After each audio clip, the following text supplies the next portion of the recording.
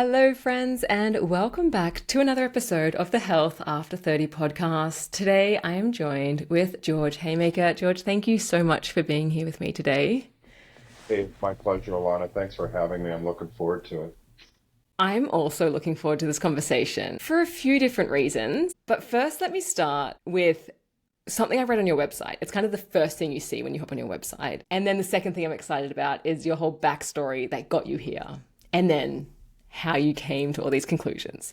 So, what you say is you land on your website and it says, optimize your brain, master your mind, maximize your potential, and seize your advantage. Yeah, well, that's good to hear. The website's obviously doing its job then. So been kind of a long route. I'm 64 years old. Was an entrepreneur early on. Out of college, I actually worked for a large hotel company.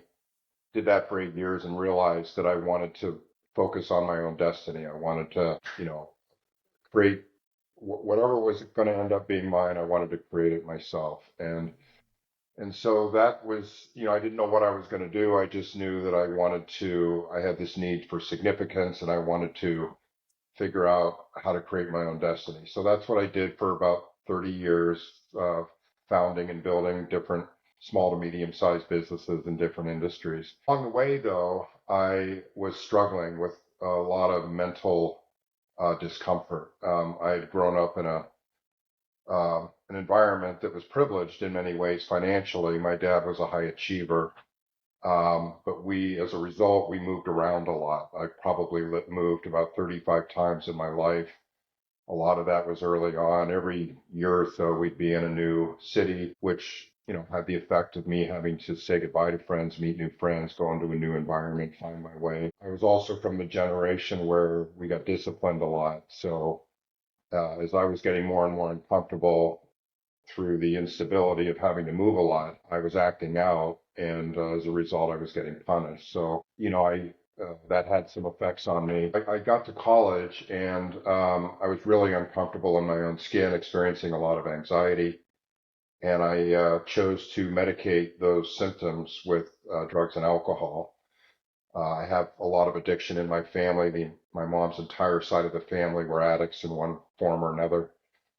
And when you combine genetic predisposition to addiction with early adverse childhood experiences, it makes it about 10 to 12 times more likely that you're going to develop into an addict, have an addiction problem. And that's what happened to me.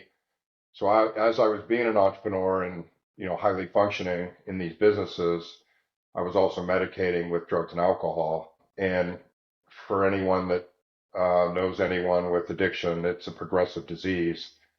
And sure enough, it got the better of me in my early 50s. It had overcome me. It had taken over my life. And I was taking up to 50 pain pills a day and drinking 2 bottles of vodka. So it landed me in rehab. And, at that moment, I had to take a hard look at myself, what had happened to me, how I'd gotten there. And so for the last 12 years, I've been in recovery. And, early on, I was in a 12-step program, but it really wasn't enough for me. I wanted to understand deeply what had happened in my brain because, addiction is a brain disease. And so I started reading a lot of books on psychology, spirituality initially. But what I found is it led me to the brain and neuroscience.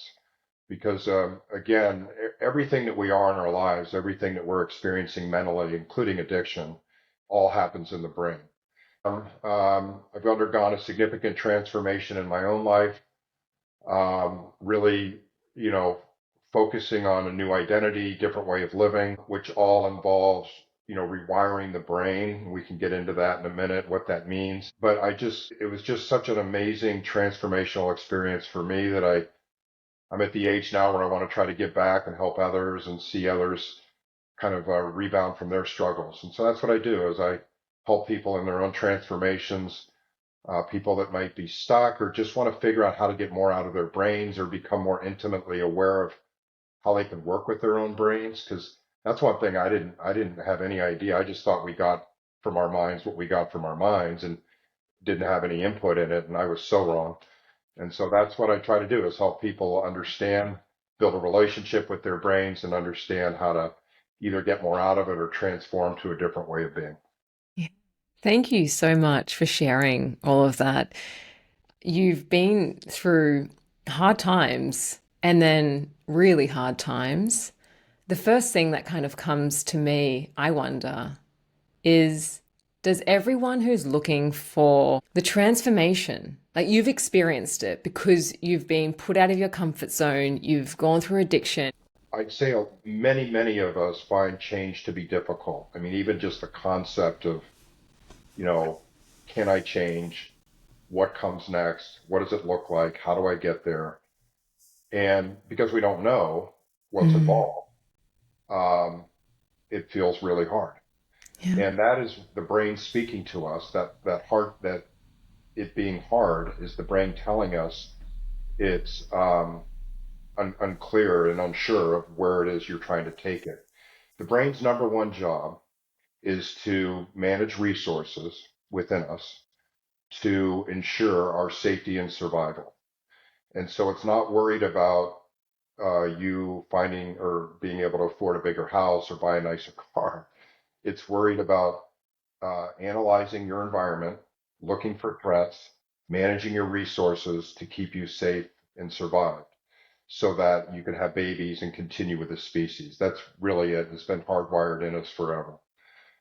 Um, and so when you are in a place that you're not happy with or you finding it unhelpful and uncomfortable, the brain is okay with that because it knows that you're still safe and surviving. In other words, you might be uncomfortable, but it still knows that it can keep you safe in this place. When you start contemplating complete changes, it doesn't know that that's going to be safe, and so it resists.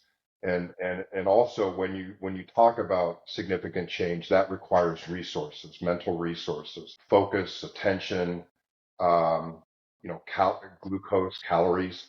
It requires a lot of different resources, which expend a lot of these resources because we have to go experience something new. So the brain is resistant of that, and that's what feels hard for us. Yeah, that's getting out of that comfort zone or, yeah, going to that unknown place. And usually that unknown place, it's not only unknown, but it might also be a bit scary. It's a place where we perhaps don't want to tap into because, you talk about the mind and how it's connected with everything in our childhood, where, we know now mental health issues and what's happened in the past is all connected. So yes, I can totally empathize and also understand that it's an unknown. And it's also probably what keeps us from even starting that journey, right? Like that kickstart.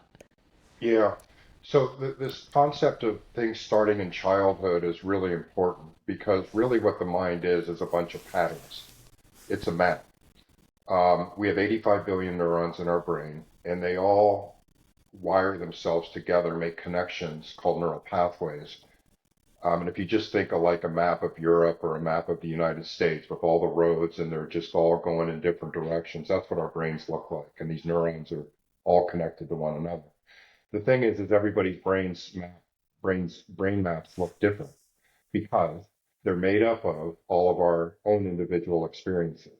So every time over our entire lives that we've ever thought anything or felt anything or behaved in any way, our neurons in our brains began to form patterns reflecting those uh, experiences.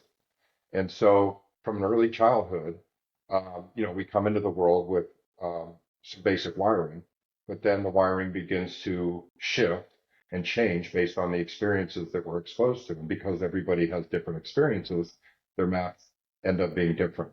Okay, so the ones that have the most emotion, in other words, if we have difficult childhood experiences that are highly charged with emotion, those end up being the strongest patterns. So emotion is like gasoline on fire. Okay.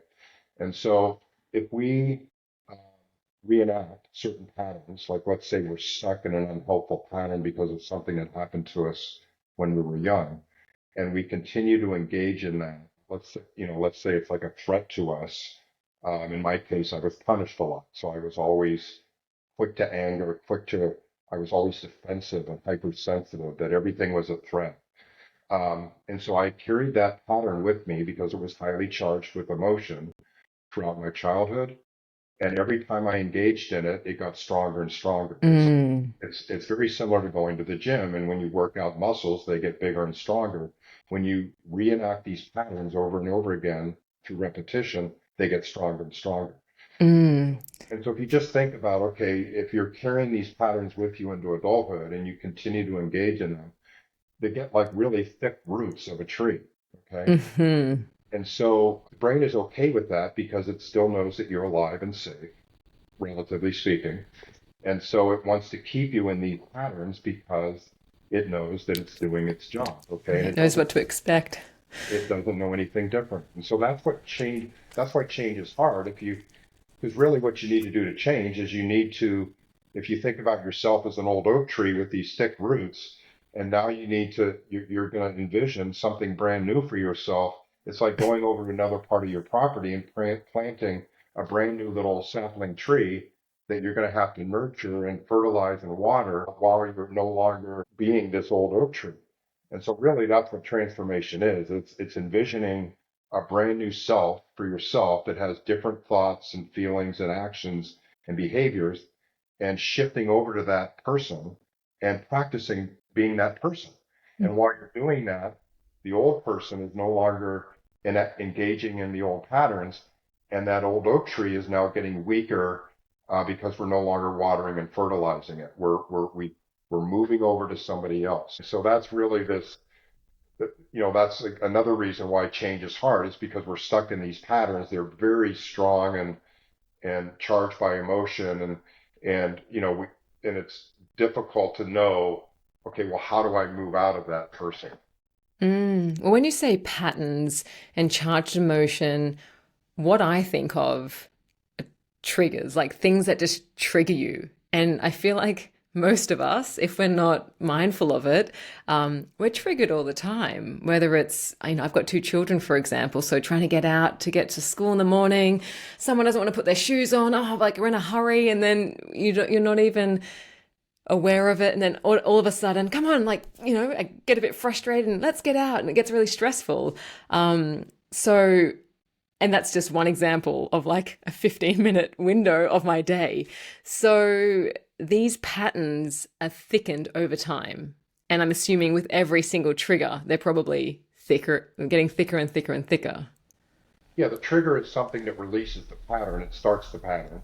But if you engage in the same activities after you triggered over and over again, that pattern is getting stronger and stronger. It's like you're going to the gym and just working out the same Yeah. things over and over again. And so what we would do is try to break apart that pattern Yes. down to its roots and really understand what's going on there, why you're getting frustrated and then try to design a new pattern the way you would like to be. So, obviously that pattern is not helpful to you. You're experiencing negativity from it.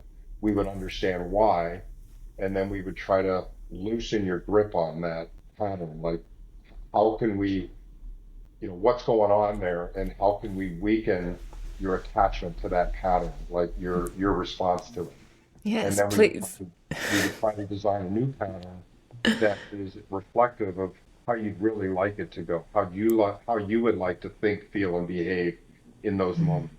And there may be other things you choose to do with your kids or different processes you set up with them in the morning or however that goes. But it's really also about how you are in those times, right? And so, and then once we outline that, then we would start to practice this new pattern. And then you would, over time, because you're not engaging in the old pattern of frustration and other types of, emotions and thoughts, that begins to get weaker and you begin to get better at acting out this new pattern that you've designed for yourself. One difficulty I see with this is that you've got your old habits, you've got yourself basically fighting, or your brain fighting to get you back into that pattern of comfort. So where's the bridge between this is my old deeply rooted oak tree and this is the new sapling of all the new things that I'm trying to reprogram? What's the bridge there? Yeah, so What does one have to do? It really gets down to loosening the grip of this old pattern over you, because it's the glue that's holding on to it, right? And so if you think about like maybe a jar that you bring out of your pantry and you can't turn the lid on it because it's stuck, that's like these patterns. And so what you need to do is you need to tap the lid on the counter to loosen it so that you can open the jar. Okay. And so what we're trying to do is, um, you know, loosen the grip of this pattern over you by really analyzing it in depth. Because a lot of times these patterns again start really early in childhood, and we would uncover what you're experiencing in the moment of this pattern, Mm. and really go back to the origins of it in terms of why it is what it is. And then we would try to loosen your grip on that so that and a lot of times just coming to the understanding of this is where it originated. Um, you know, maybe your parents got frustrated with you, right? And you're Hmm. somehow reenacting this with your own kids, or there's just something going on there, but it's not how you want to be. So we would even just coming to grips with this is where the origins of it started, um, is really eye-opening for people, and it begins to connect the dots. And then we would try to find some, evidence um, that this pattern that you started many many years ago is not serving you well today. And so and we would find the cost of it. Like, what is this pattern costing you now? Yeah. Like, it's affecting my relationship with my kids. It's affecting how the rest of my day goes. Like, the costs are high. And Hmm. so once we start to eat at this glue, um, which is really the emotional attachment to this pattern, it begins to loosen it. And Mm. what your brain then becomes is willing to consider other options. Okay. Because you've identified that all the negative things that this pattern is doing in your life and that it's really not serving you well anymore. So now you begin to open up new possibilities. Your brain's willing to accept other ideas. And then Mm. that's when we work with the individual to understand how they would like to be. What is the new identity that they have for themselves, how they would like to think, feel, and act. And generally it's not over one pattern. It's infiltrating all parts of their lives. Mm. And so we really spend time with the person's values, like what's really important to them, what's the values that they want to guide their life, their belief systems, their strengths, their psychological needs, like what needs are they trying to fulfill within themselves. And then we design this new person, even draw a picture of that person, and spend time really feeling what it's going to be like to be that person when we actually finally become them. And so we get this really strong mental picture of what this person is going to be like when we get there. And then we begin to feel all the reward that's going to come from it. And so then the brain gets used to, and by doing that and doing it regularly, the brain now is starting to shift its neurons. And it's beginning to form the real basis of small little root systems, new neural pathways that represent this new person. So remember that we're trying to move away from this strong rooted person to this new person, but it starts by planting the idea of that person, that tree. Mm. Mm. And then as we continue to envision that person and all the good things that are going to come from being that person, because we're finally going to be able to be that person we've always wanted to be. Think about how good that feels. And if you Mm. close your eyes and imagine it, and this, like, I'm going to have no regrets the rest of my life because I'm going to be living life authentically, who I really want to be. Like, this is the person I'm going to be proud to be. Okay. And so then there's reward in that, and deeply held reward. Like, it's intrinsically valuable to a person to want to be the person that they've always wanted to be. So Mm. then the brain starts to experience this and all the reward that's coming from visualizing this identity. Okay. And the brain loves reward. The brain's very attracted to reward. The brain doesn't do anything unless there's reward in it. That's what Mm. these neurochemicals are all about. And so if you can begin to tether reward to this new vision of yourself, and you're fastidious and committed to practicing this way of being for a while, then what you begin to find is that over a period of weeks, you start to gradually, even without noticing, becoming this person. Mm. And there's no light switch that goes off. You just notice, you know, 4 weeks, 6 weeks down the road, you are shifting and Mm. you're like all of a sudden becoming that person and you're happy. And then when your brain is experiencing this, now it's beginning to understand who you're trying to be. And it also notices that you're happier, that you're experiencing more reward. And because the brain loves to follow reward, it comes along with you more willingly.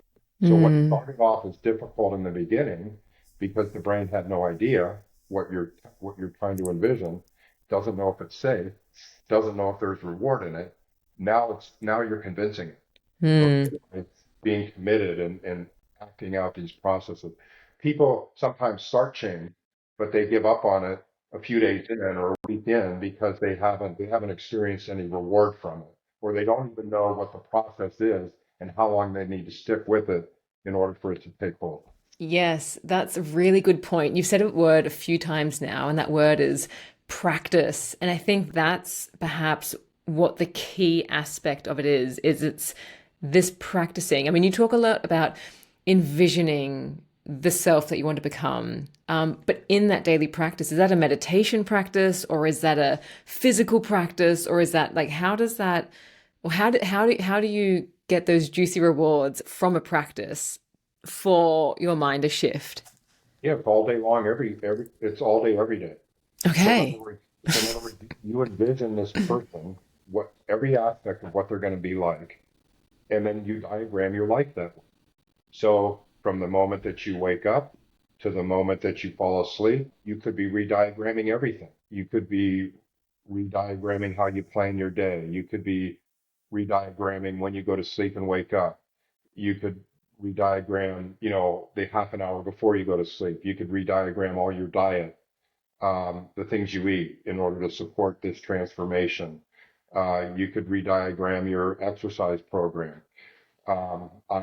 You and I were talking before the show. I do all my hardest work in the morning when my mental resources are highest, um, and then I do something to re-energize and help my brain recover around noon when it's starting to get fatigued. I have diagrammed every moment of my entire day Mm. built around serving my brain and being the kind of person that I want to be. You can also start by just trying something and seeing if that benefits you. And so then by doing that, you begin to experience success, reward. And Mm. your brain, then you get motivated because, again, you're experiencing a benefit out of doing it. So that's a lot of times we'll just start with something So simple. that's yeah, Yeah. the So, lowest hanging fruit maybe. yeah. So we can have a good experience. Mm. You and your brain begin to say, that was pretty cool. Now I'm beginning to get what you're trying to tell me. Let's go to the next layer. Let's go to the next layer. And so this Mm. is not like flipping a switch overnight, you're a different person. This is starting to layer in, rebuild your life. It's not a race. This is a never-ending quest to become this ideal version of yourself. And frankly, it's never a place you ever really get to. It's not about the outcome. It's about the journey and the process and falling in love with just putting these pieces of your life together in a way that serve you better. And so falling in love with that daily process of just being better. That's really it. It's just, I'm on this path to being the best version of myself. I, I doubt I'm ever going to get there, but that's okay. I just love being on the path. Mm. And so that's really where we're trying to get to. And, and it's not an overnight thing. People begin to experience serious improvements in their life in 6 to 12 weeks. I typically work with somebody for 12 weeks. And at Mm. that point, they've had enough experience with it and then know enough about what they're trying to do that they can self-manage themselves. Yeah, On that's nice that there's a time frame actually. That the time frame, it's not like, do I need to do this forever until I get to an end point? But rather, in do the work for it sounds like an intense 12 weeks as well. You're kind of uprooting, unsticking, re-diagramming your life, and then practicing it every day. Yeah, and you're going to have little setbacks. It's like two steps forward, one step back, because Yeah. what'll happen is you'll get triggered by something that stresses you out, Throws and, you back. and it pulls you back to an old rooted pattern. But what'll happen there is you'll start catching yourself being pulled Mm, back, and you'll stop it.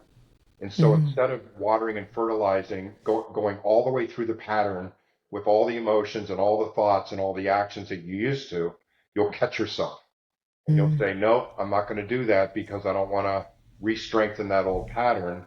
You'll pause, you'll breathe, you'll calm your nervous system, and you'll ask yourself, how does my new version of myself, and you can even name, like you can have your current name and you can name your future self. How would, instead of Alana, how would Amy, want to act, feel, and behave in this way? And mm, then you go back to um, practicing that pattern.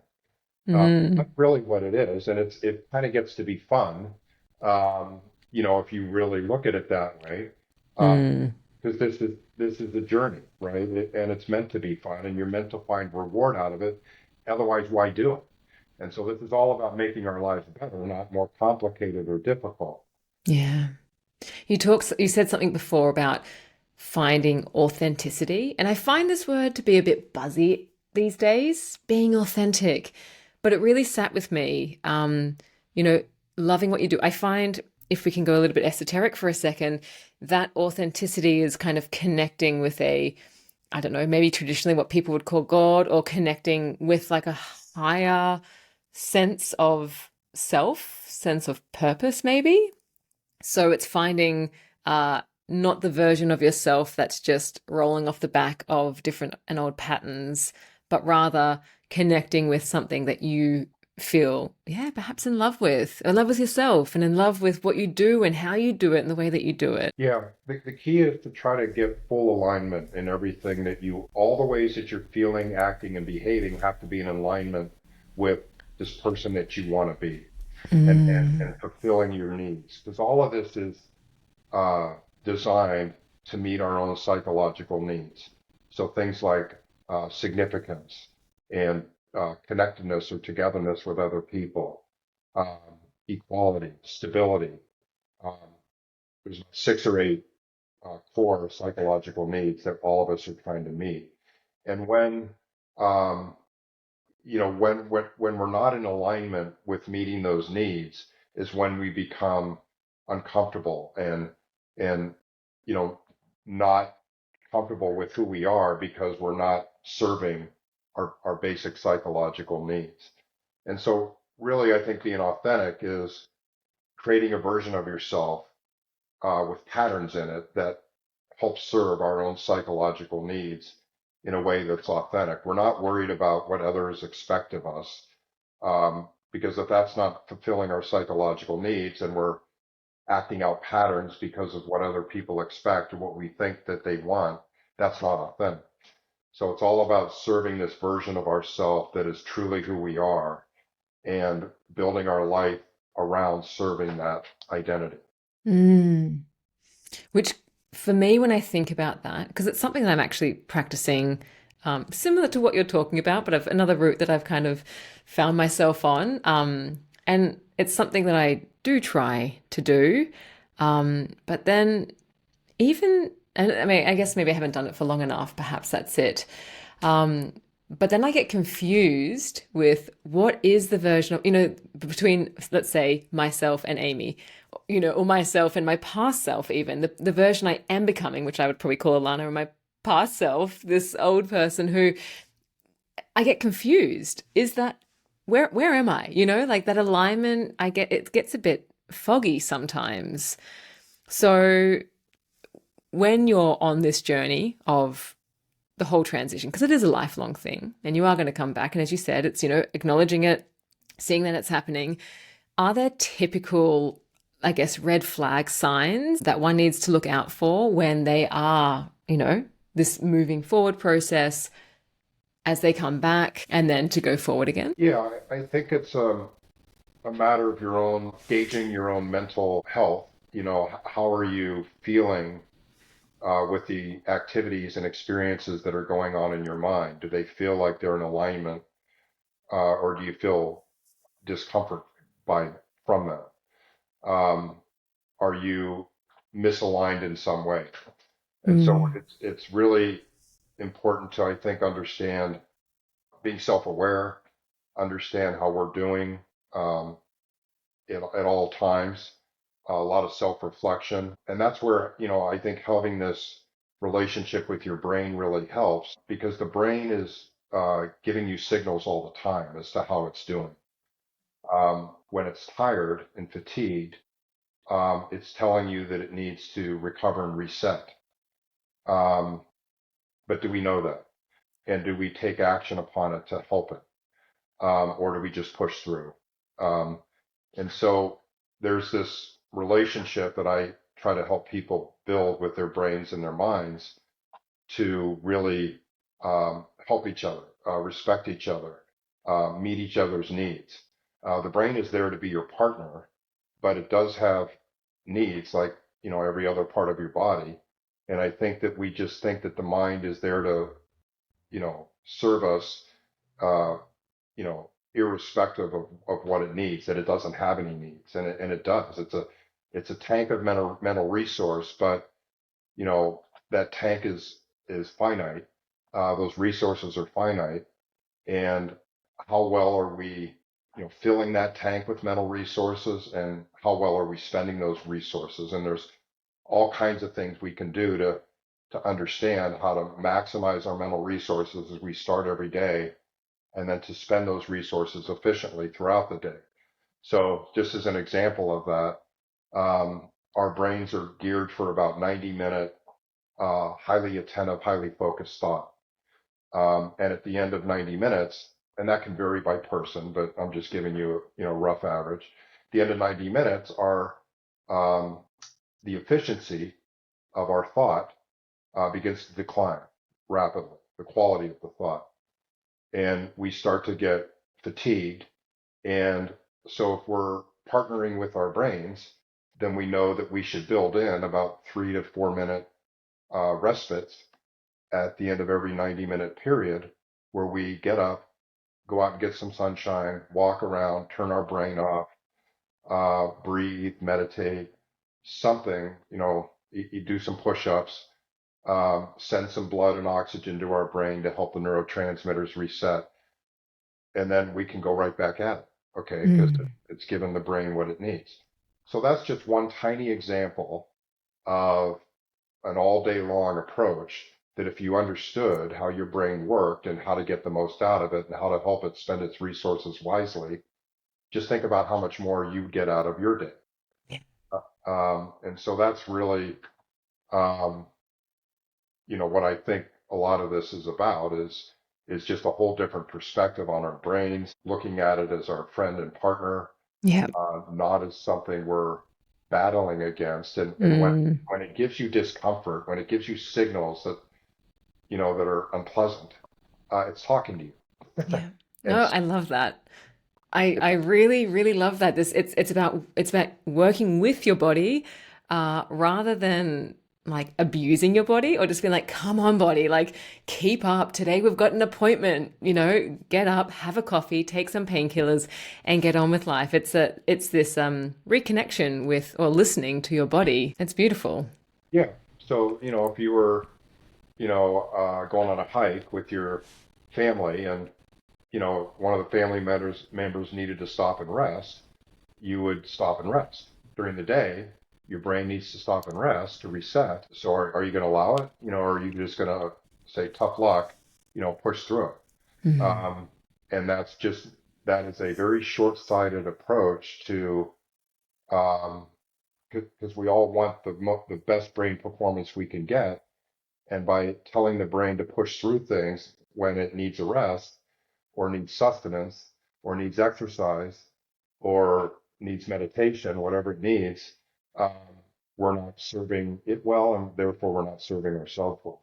Mm. Which is why burnout is such a common thing. It's just push, push, push, push until your body basically just shuts down and can't go any further. Yeah, and if you're doing that day after day after day, that's where we become unhappy. We start to get mental health issues.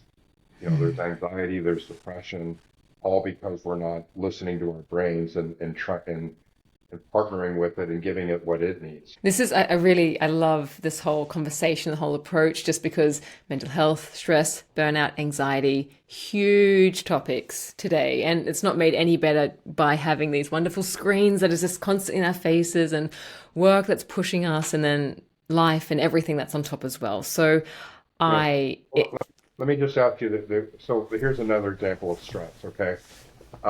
So stress is a highly expensive activity in terms of our metabolic resources. So again, if we start every day with 30 gallons of mental fuel, there are certain activities that we pursue that are not highly expensive, and there are others that are very expensive. Stress is a very expensive. It spends that mental fuel very rapidly.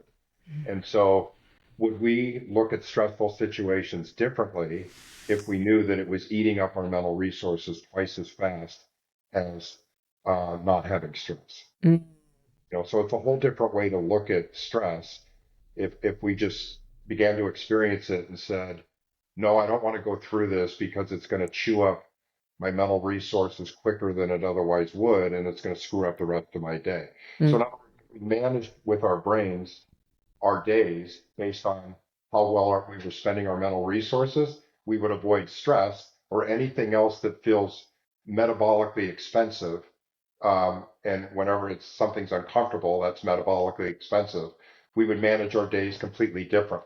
And that works when you are connected with your body, because when you are not, then the stress takes over whether you want to think about it or not. Like even if you try to push it out, it will still seep its way in. So to be able to say, do I have the energy to expend stress on that right now? No. And I think that comes back to living that authentic self, like having the power in yourself to say, not not dealing with that right now. Yeah, those are patterns. So the way we traditionally may deal with stress, if we do it over and over again and it's unhelpful, that's a pattern that we get good at, and that's why the brain keeps going there. So being able to intervene in that, develop a whole new pattern. When I see stress, it's my brain talking to me that it needs to calm down. My nervous system needs to calm. So here's what I'm going to do instead. I'm going to be sensitive. Think of stress as like your child. If your child were uncomfortable, you would comfort them. If your brain is uncomfortable and stressed, you need to comfort it. Okay, Mm. instead of pushing through or engaging it even more and making the situation worse. Do you think people can do this by themselves, or do they need to be guided? Just as an example, people who are trying to deal with stress, sometimes, just because I work with nutrition, sometimes it's often, this is stressful. I cope with stress by overeating, as an example. So they're kind of coping with stress with something else, which is also a pattern.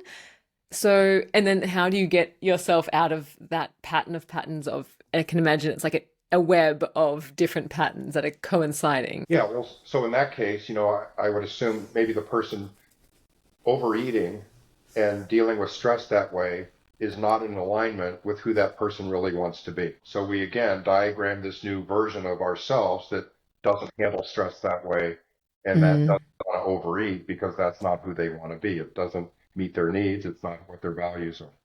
And mm, so we design new ways to look at stress. It's really about getting into the underlying roots of why stress is such a pattern for them and mm. where it originated, loosening the grip on it, and figuring out a different way to deal with these situations that are causing stress. So it's really about, yeah, you'd like to stop the overeating, but it's really about stopping the root causes of what's causing the stress in the first place, neurologically Yeah. redesigning them so that they don't experience stress for those particular situations. That's the thing. It's not the food, it's not the alcohol, it's not the drugs. It's those root causes which then play out into them. Yeah, and so when you're an addict and you're recovering like me, I had to stop the addiction part of it, but then there was all the other stuff I was using and consuming substances to resolve, and then I had to Mm. deal with those. So you had to stop the addictive behavior, but then you had to deal with the underlying mental discomforts that were causing the addiction. And so for everyone who's thinking, yes, this is something that I need to start doing, maybe you can even think back to when you were in the position of having to take the first steps in breaking these patterns. Is there one thing that would be the first step that someone would have to take? What's one thing that we could start doing today, which is going to perhaps be the catalyst or allow us to this journey for us to unravel as well? Well, all of this starts with awareness and acceptance that I'm aware of what I'm doing, um, that it's a problem, and I accept the fact that it's not working for me and that I need to do something different. Um, and that is, that is truly not holding on to any hope or vestiges of staying in old patterns. That is like, I'm tired of this. I'm sick and tired. That's what happened to me. I knew the gig was up. I knew that I could not keep going the way I was going. Uh, it was over. I had zero desire to hold on to any part of it. And I was willing and ready to do anything that anybody told me to do to get better. I didn't know what it was. I didn't know how, but I was willing. So awareness, acceptance, and willingness. And then it's a matter of, I think this information and knowledge about what's involved in change is really important, because it's like anything else. If somebody's trying to teach you something new and you can't understand what it is that they're trying to teach you, or you can't get your arms around it, it's very hard to engage in it because it's just unknown. Like everybody wants to know what the plan is in order before they start to engage in the plan. And so that's what really helped me. And I did all this education and research on my own, is to understand like how all this worked. Map it out. Yeah. And then it helps me engage in the process. And I think that that's a secondary component, is to figure out where the help is for you to help guide and direct you in this process. There's a bunch of different, there's therapy, I know people have all different types of modalities that they can pursue to find change. But one thing I will tell you is that what's important to you is to have lasting change that's sustainable, that you can begin to not have to try and work at, that it's just automatic and part of your life. You have to have neurological change in your brain. These neurons actually have to shift and move to reflect this new version of yourself. And, there are specific processes that the brain wants to follow in order to go there. And that's, why and where I've ended up in my work is that, I understand what it's going to take for the brain to go from point A to point B. Yeah, wonderful. The brain is changeable and adaptable. It's a concept called neuroplasticity. Our brains are never, our brains have formed patterns that reflect how we've been throughout our lives until today, but they can change. And the neurons are fully willing to reorganize and pattern themselves in a new and different way. Where can we find you if someone wants to tap into more of the work or some resources? Is there a hub or a main spot where you hang out? My website is a good place to visit. It's georgehaymaker.com. There's also a link there to schedule a free, repeat free discovery call where we can spend some time together, just kind of, learning about you and what's troubling you, and whether, we might be a good fit together, or if not, that's fine. I've made a new friend. So it's a no high pitch, no pressure type of conversation. So please reach out. I'd love to talk to you. You'll also find me on LinkedIn, where I post a lot of content. George, thank you so much. Thanks for the work that you do and the transformation that you ultimately bring to this world. Thank you so much for being here. My pleasure. Thanks for having me, Alana. You're welcome. Thanks so much for being here. You could have been listening to anything, but you're here interested in reclaiming your health. I hope you found the episode useful and constructive. If you enjoyed it and would like to show support for the show, please leave a review, as this makes my content more discoverable for other people to enjoy and learn from. Please also consider subscribing to the show on Spotify or Apple Podcasts or wherever you enjoy listening. Finally, the best way to show support for the show is by sharing it with someone who you think might benefit from it. Thanks for listening, be well, and I'll catch you next time.